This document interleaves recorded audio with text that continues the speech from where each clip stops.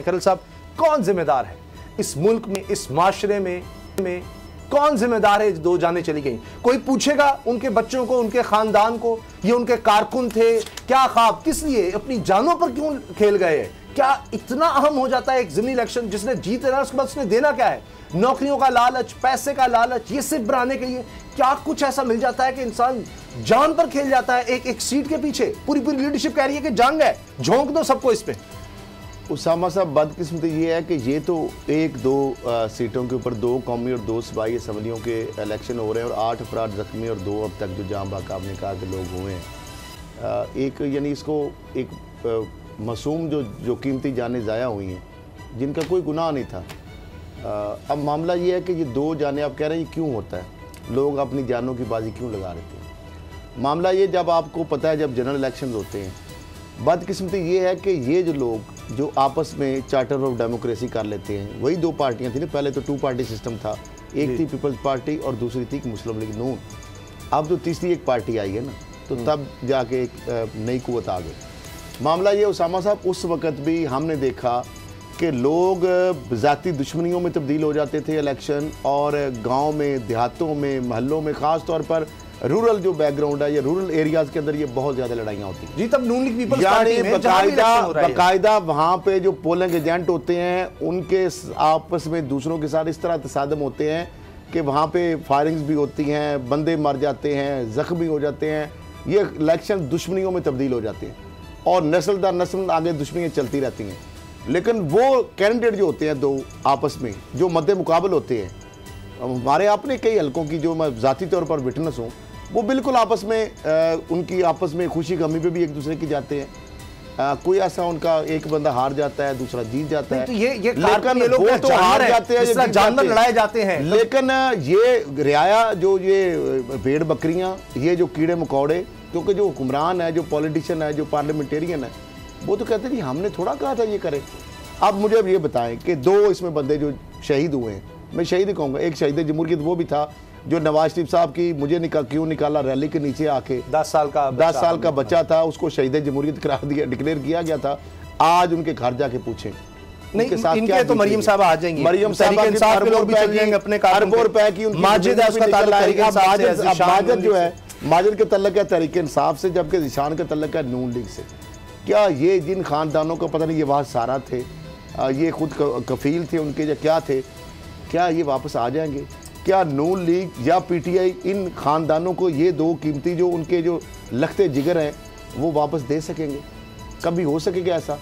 हम क्यों, ये लोगों को भी सोचना चाहिए। अच्छा, अब वोटर्स को भी सोचना चाहिए। मैं आपको बताता हूं, फोकस इन जानों पर नहीं होना बाबर साहब। अब होगा ये कई ऐसे वाक़यात हुए, ये शिकस्त फाश दे दीजिए नून लीग ने तहरीक इंसाफ को, या तहरीक इंसाफ ने जनाब बता दिया कि जनाब अब ये जो मैंडेट उनको मिला था वो बिल्कुल सही मिला था, या आइंदा भी मिलेगा, सही मिलेगा, अगले इलेक्शन इसी तरह हम जीतेंगे, यहाँ ये होगा।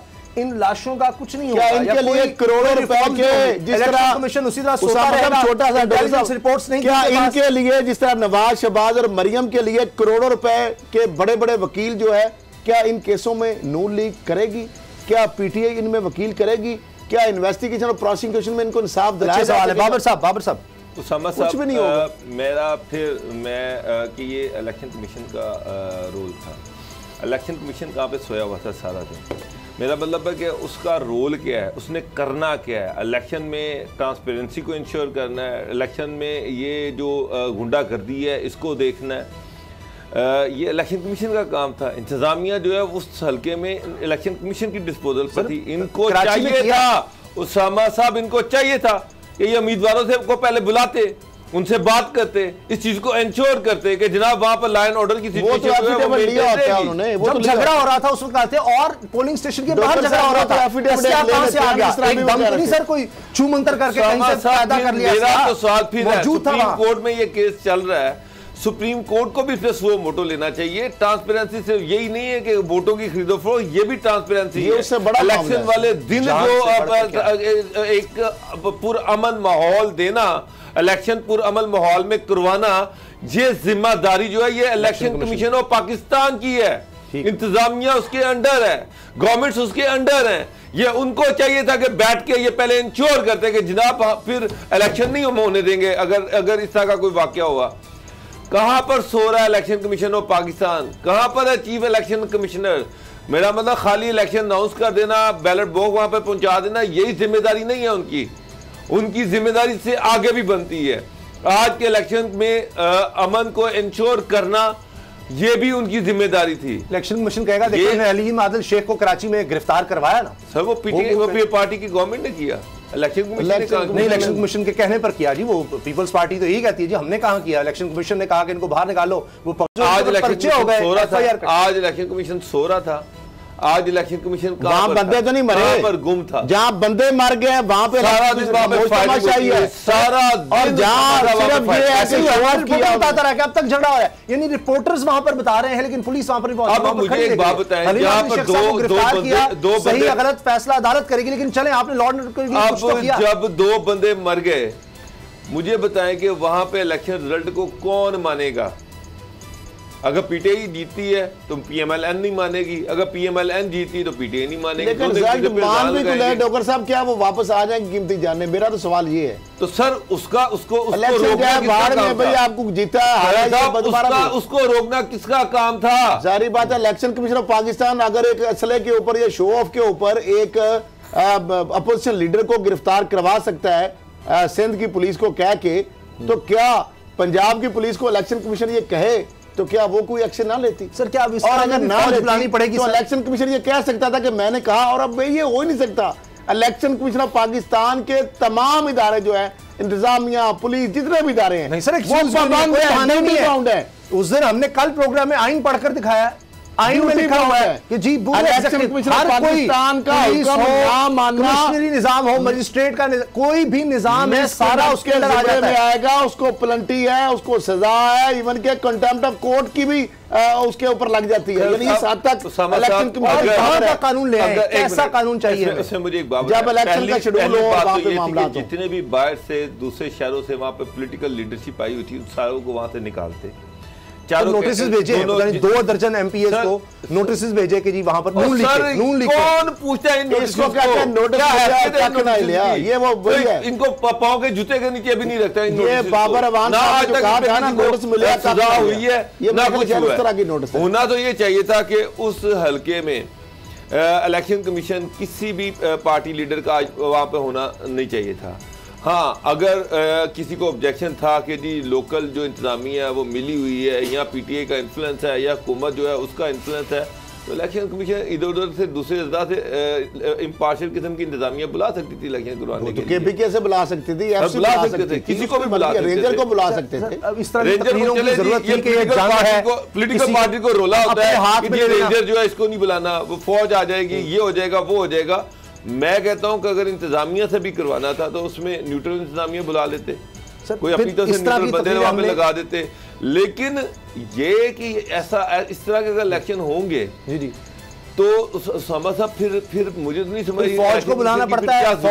फौज फिर सर बुरी लगती है कि जी ये देखिए जनरल इलेक्शन हुए पूरे मुल्क के अंदर तनकीद शुरू हो जाती है। 2018 में बुलाया, पोलिंग स्टेशन इतने ज्यादा थे और फिर कहा कि जी फौज आ गई। क्या इतने वाकयात हुए एक इलेक्शन के पोलिंग के सर? उसके बाद फौज को बदनाम किसने किया कि जी वहां तो फौजी खड़े थे जी। मैं कहता ठीक है, कराची से लेकर हर तरफ जहां जहां इलेक्शन हारे हैं तो वहां है ना हमारी पुलिस तो है ना हमारी, तो पुलिस का काम भी था। इलेक्शन कमीशन जब अगर हलीम आदिल शेख के ऊपर इतना प्रोएक्टिव काम कर रहा है तो यहाँ पे भी इलेक्शन कमीशन ये नहीं होना चाहिए जो तकरीरें होती रही। मैंने देखा गिलगित बल्तिस्तान में भी ये हुआ कि देखना कहीं दाने और छीन लेना, ये अब तुम्हारा हक है, अपना हक छीन लो, आगे बढ़ो, जंग है, छोड़ना नहीं। आप ये सारे जो है ना प्रवोक करते हैं, ये ना मुझे ये बताया पीछे पीटीआई या नून लीग का कोई बंदा आएगा इनके खानदान को, आज एक बयान होगा, मजम्मती बयान होगा, उसके बाद आशिक शोई के लिए उनके घर भी शायद जाएं, उसके बाद वो बंदे रुल जाएंगे। कहां जाना मैं आपको बताता हूं। मुझे एक बात आज सारा दिन वहां पे फायरिंग होती रही।